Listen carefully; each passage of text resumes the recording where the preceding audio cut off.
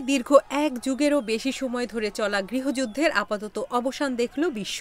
আজ রোববার রাজধানী দামেস্ক দখলের ঘোষণা দেয় বিদ্রোহীরা। এক বিবৃতিতে বিদ্রোহীরা বলেছে, অত্যাচারী বাশার আল আসাদ পালিয়ে গেছেন। আমরা দামেস্কে অত্যাচারী বাশার আল আসাদের হাত থেকে মুক্ত ঘোষণা করছি। এর আগে আসাদের পালিয়ে যাওয়ার খবর প্রকাশ করে বার্তা সংস্থা রয়টার্স ও ব্রিটিশ সংবাদ মাধ্যম বিবিসি। তবে আসাদ পালিয়ে কোথায় আশ্রয় নিয়েছেন তা নিশ্চিত করতে পারেনি সংবাদ মাধ্যমগুলো।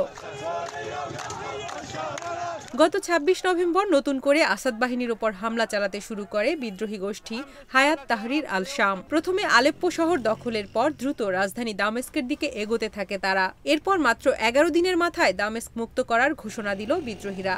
এই ঘোষণার মধ্য দিয়ে কার্যত সিরিয়ায় দীর্ঘ ৫৪ বছরের স্বৈরশাসনের অবসান ঘটল। কিন্তু মাত্র ১১ দিনেই আসাদের দুর্গ কিভাবে ভেঙে ফেলা সম্ভব হলো তা বিশ্লেষণ করার চেষ্টা করছেন আন্তর্জাতিক বিশ্লেষকেরা।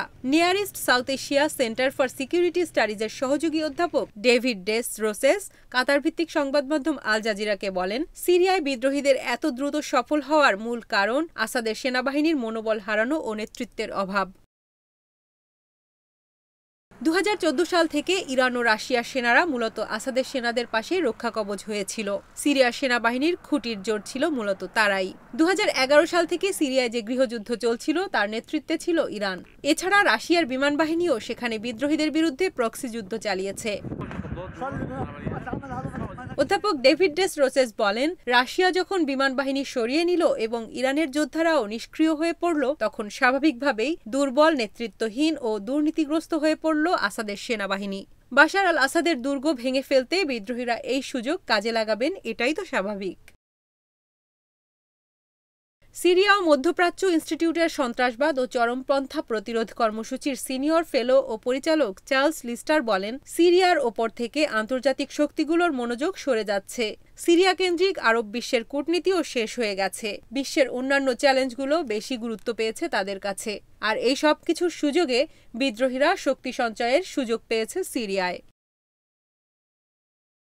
ফরেন পলিসি সাময়িকীতে লেখা এক প্রবন্ধে তিনি আরও বলেন, সিরিয়া নিয়ে যুক্তরাষ্ট্র আর মাথা ঘামাতে চায় না বলেই মনে হচ্ছে। তারা সিরিয়ার দায়িত্ব আরব বিশ্বের আঞ্চলিক নেতাদের হাতেই ছেড়ে দিতে আগ্রহী। চার্লস লিস্টারের কথার প্রতিধ্বনি শোনা গেল স্বয়ং ট্রাম্পের মুখেও। যুক্তরাষ্ট্রের নবনির্বাচিত এই প্রেসিডেন্ট গত শনিবার সামাজিক যোগাযোগ মাধ্যম প্ল্যাটফর্ম ট্রুথ সোশ্যালে লিখেছেন, সিরিয়া একটি বিশৃঙ্খল রাষ্ট্র। তারা আমাদের বন্ধু নয়। যুক্তরাষ্ট্রের সেখানে কিছু করার নেই। যুদ্ধটা আমাদের নয়। তাদের খেলা তারাই খেলুক, আমরা এতে জড়িত হব না।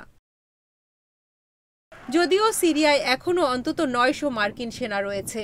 তারা সিরিয়ার উত্তর পূর্বাঞ্চলে আইএস যোদ্ধাদের বিরুদ্ধে সিরিয়ার কুর্দি নেতৃত্বাধীন জোটের পক্ষে যুদ্ধ করছে। কিন্তু ট্রাম্পের গতকালের মন্তব্য প্রকৃতপক্ষে সিরিয়ায় মার্কিন উপস্থিতির বিপক্ষেই যায়। ট্রাম্প অবশ্য তার প্রথম মেয়াদের প্রেসিডেন্টের সময়ে ২০১৮ সালে বলেছিলেন তিনি সিরিয়া থেকে মার্কিন সেনা প্রত্যাহার করতে চান, কারণ সেখানে আইএস যোদ্ধাদের উপস্থিতি আর নেই বললেই চলে।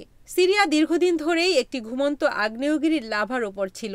যে কোনো সময় বিস্ফোরণের অপেক্ষায় ছিল সেই লাভার জ্বালামুখ। কিন্তু স্বৈরশাসক বাশার তা উপলব্ধি করতে পারেননি। তার ধারণা ছিল তিনি আপন শক্তিতে বলীয়ান আছেন।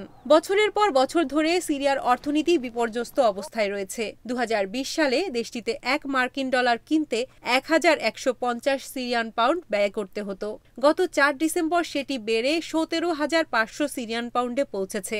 মূল্যস্ফীতি কোথায় গিয়ে পৌঁছেছে তা কল্পনা করা কঠিন। বলার অপেক্ষা রাখে না, সীমাহীন মূল্যস্ফীতি সিরিয়ার মানুষকে ভয়ানকভাবে বিক্ষুব্ধ করেছে। এছাড়া মানবিক সংকটও বেড়েছে সিরিয়ায়। জাতিসংঘ বলছে ৯০%-এরও বেশি সিরীয় দারিদ্র্যসীমার নিচে বাস করে। রাষ্ট্রীয় কোষাগারে ভয়াবহ টান পড়ায় সম্প্রতি জ্বালানি ও খাদ্যের ওপর থেকেও ভর্তুকি তুলে নিতে বাধ্য হয়েছিল আসাদ সরকার। এতে সাধারণ মানুষ পড়েছে আরও বিপাকে।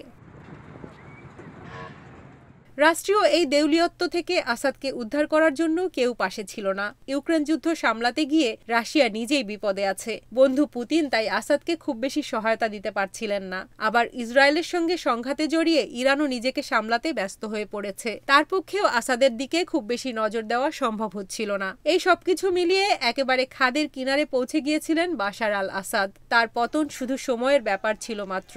ফলে মাত্র ১১ দিনেই তাসের ঘরের মতো ধসে পড়েছে আসাদ পরিবারের ৫৪ বছরের দুঃশাসনের দুর্গ।